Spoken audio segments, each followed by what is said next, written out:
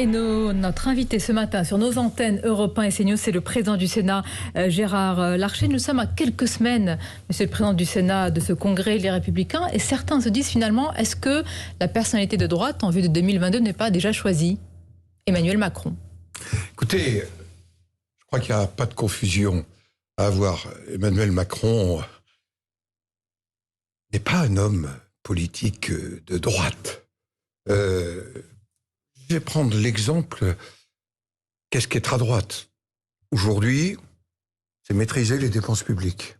Or, il ne les a pas maîtrisées. On vous entend pas beaucoup non plus là-dessus. Ah, attendez, vous m'écoutez là, je suis en train de vous le dire. Maîtrise des dépenses publiques.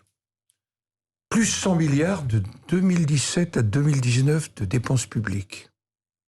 Nous sommes, et c'est Pierre Moscovici qui le dit ce matin dans le journal du dimanche, à près de 57% de notre produit intérieur brut consacré à nos dépenses publiques. Il ne fallait pas faire tous ces soutiens pour la crise sanitaire? Je vous parle d'avant Covid. Je vous parle d'avant Covid, plus 100 milliards. Je rappelle que ça nous renvoie à Édouard Philippe, Premier ministre. Deuxième sujet, la valeur travail. La valeur travail, je ne suis pas totalement certain, on a même échappé cette semaine à un RSA jeune, avec l'inverse de l'engagement vers l'emploi. Nous avons évoqué, il y a quelques minutes, le régalien. Immigration, sécurité, identité du pays.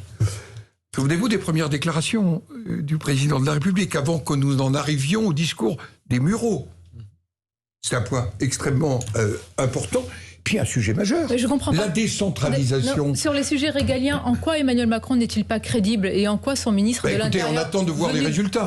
Aujourd'hui, les chiffres. Nous n'avons pas évoqué la sécurité. Aujourd'hui, nous avons 100 policiers, gendarmes ou pompiers agressés tous les jours. On a eu une croissance extraordinaire des violences volontaires, des coups et blessures.